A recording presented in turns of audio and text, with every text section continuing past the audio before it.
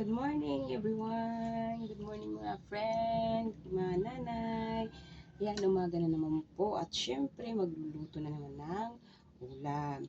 So, today's ulam po namin ay ano na lang.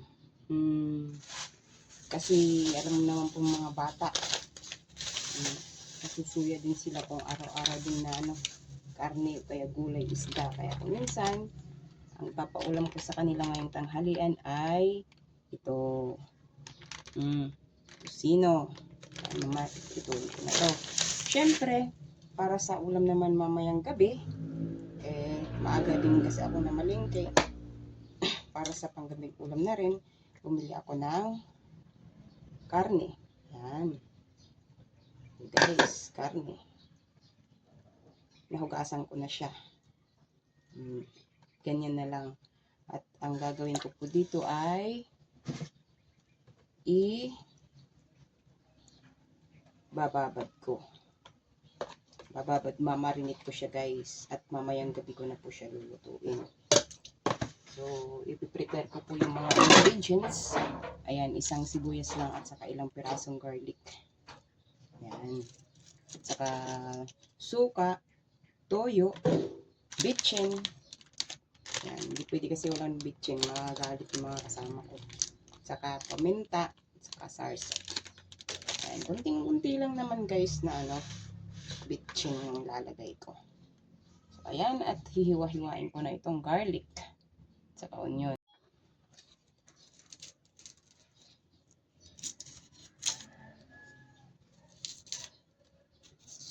Isang pirasong onion lang po ang ilalagay ko. Pang babad para mabango. Saka itong onion. Yan. Pabango lang naman ba? Mamayang ko pa naman lulutuin. Mamayang hapon. Ulam lang pang gabi. Kumamit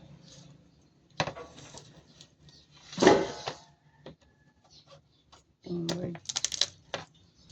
Yan. Nagmamadali ako tapusin ang mga gawain sa bahay ngayong umaga kasi alas 6 sinatid ko na yung anak kong elementary sa school, tas namalingki ako. Katapos ito na nga, pag-uwi sa bahay, maglinis, maglaba, linisin ng mga kalat, tas magluto, magwalis sa labas. Ayan. Tapos, ayun na naman, magsusundo na naman ako ng anak ko, 11 o'clock. Dapat bago 11 o'clock, nasa school na ako. Kasi guys, naglalakad lang po akong pumupunta sa school. Mga 10 minutes lang naman po ang nilalakad ko. Tapos, ayan, maglalakad din po kaming pauwi ng anak kong grade 4 si Cesar.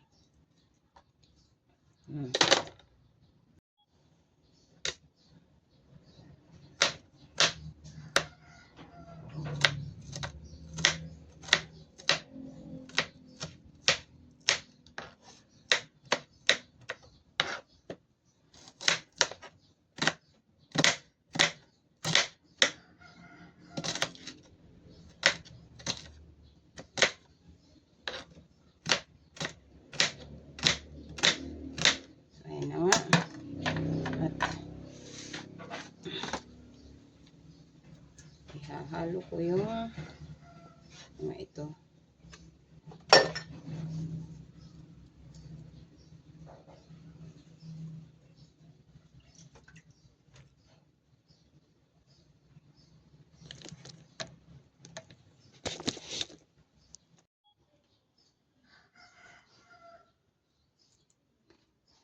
Kailangan ko munang babaran ng itong sibuyas, saka lasuna, garlic. Yan. Kunting bitchin para manamnam. Yan, saka paminta.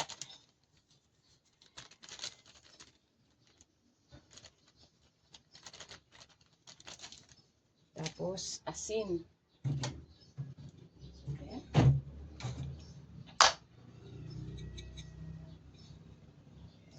asin.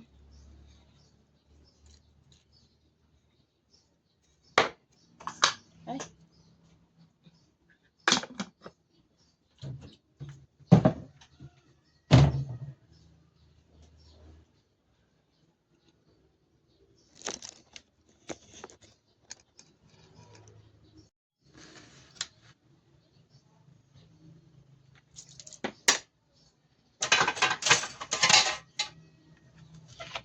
Yan ang toyo.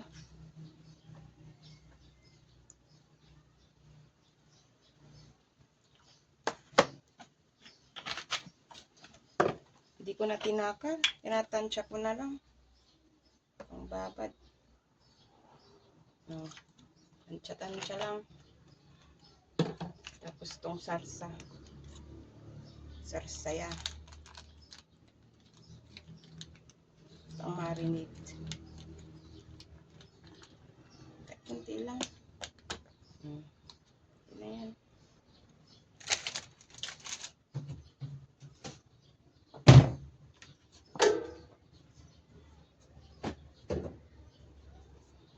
Tapos syempre, kailangan haluin.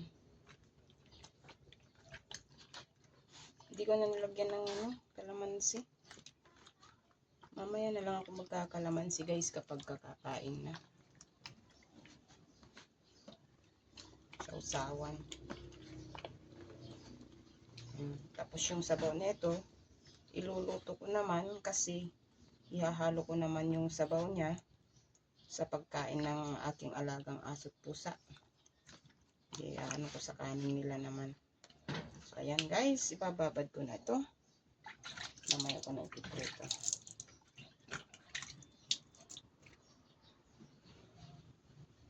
Nabili ko lang po ito sa halagang nabili ko lang po ito sa halagang 93. Oh, marami siya. Halos puro laman guys.